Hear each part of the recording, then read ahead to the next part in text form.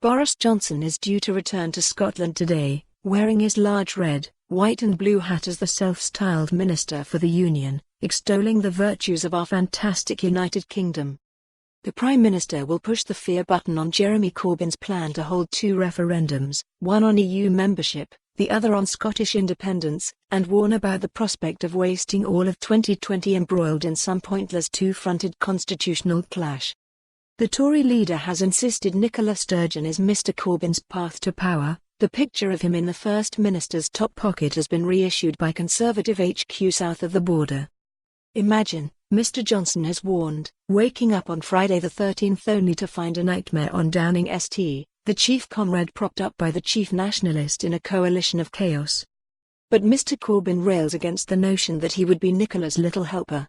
He has repeatedly insisted there will be no deals, no pacts, dismissing as total nonsense the idea of a government alliance with the Nationalists.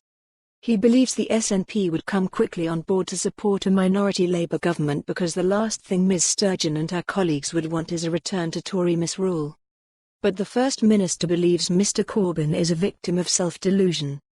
As she said again at the weekend, it is inconceivable the Labour leader would sacrifice the opportunity to put through his socialist vision of Britain, an end to austerity and an end to Trident, for the sake of denying Scots the democratic right to choose their own future. And for just 2 years.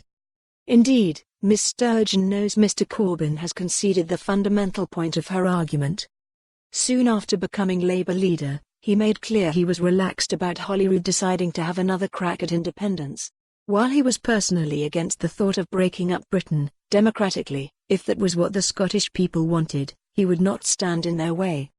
Constitutional matters do not float Mr Corbyn's boat. As a socialist, he is far more interested in tackling social injustice. The problem for the Labour leader is the Constitution is what dominates Scottish politics. The notion of self-delusion came to mind when Paul Sweeney, seeking to retain his seat in Glasgow North East, declared, sincerely no doubt, that Scottish independence was not an issue for this election. But it is.